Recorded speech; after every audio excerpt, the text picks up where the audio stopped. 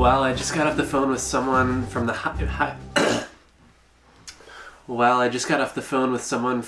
mountains of the Himalayas, where I'm hoping I might be able to go volunteer in a few months at a school. And now it's time to go meet the lovely people at Sabri, which is a social enterprise in St. Anthony. It's the reason I'm here. They use revenue from a shrimp quota to do a lot of interesting projects in the community.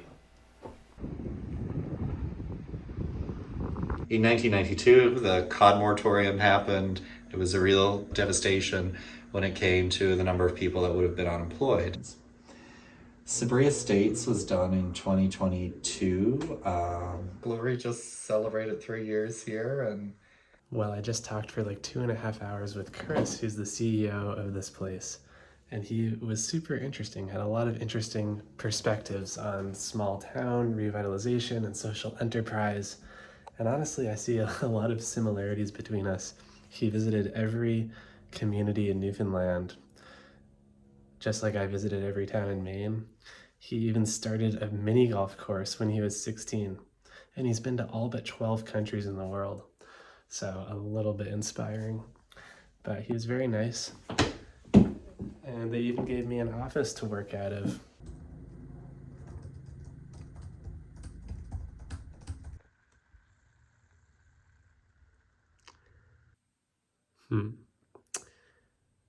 I was getting so excited to go there.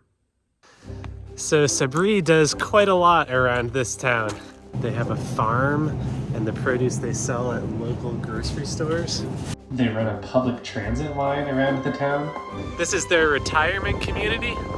This is their rent-stabilized housing. They own the cold storage facility and the fish plant in town. And they even run an incubator for social innovation and entrepreneurship. I'm here volunteering for a salad bar that Sabri Farms is running as a promotion.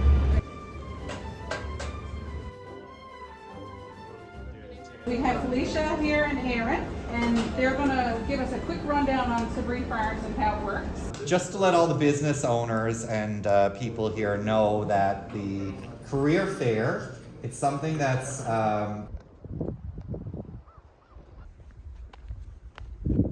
That's St. Anthony, and that's where I'm staying, in what they call the Bite.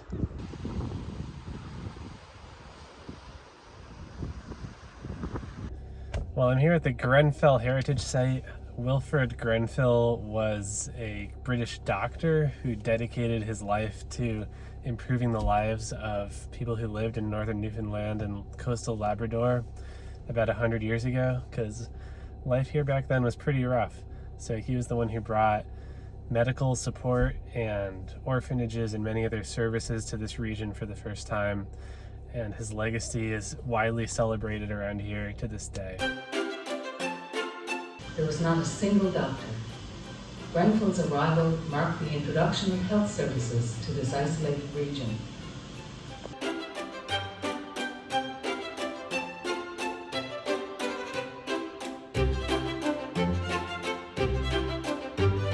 So now I'm at the house where Grenfell lived when he stayed in St. Anthony.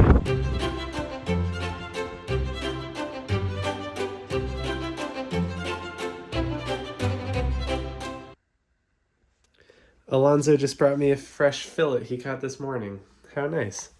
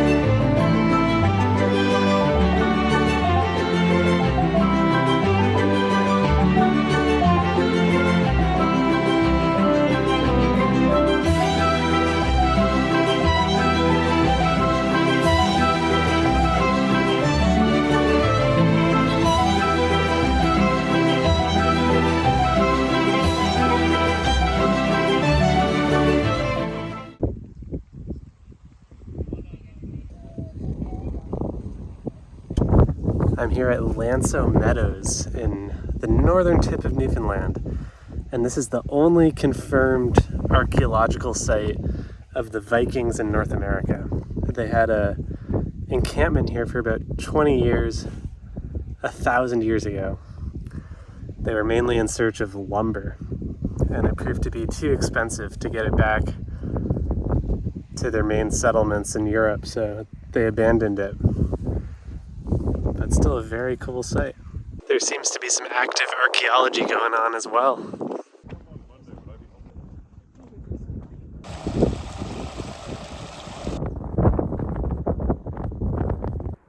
I'm here in the Barrens of Saint Lunaire Griguet, which is apparently one of the best spots for berry picking.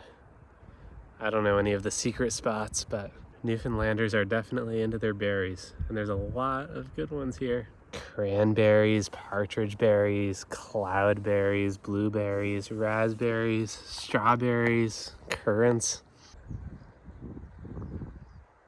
Well, it's time to leave. Tomorrow morning I have to wake up extra early and get out of here. It's been a lovely stay in this house, for the most part. Now here's the one problem with this little house. I act as a pretty effective support beam for the ceiling. I must say the tap water was also really strange looking. And this marks the end of my time in Newfoundland. I can already feel how much I'm gonna miss this place, and I know I'll be back. Next chapter is a road trip that I'm pretty excited for. I will say the St. Anthony Community Pool is lovely, but made substantially more awkward if you're the only one there, flapping around in a tiny room with what seems to be a lifeguard who's in middle school and her boyfriend.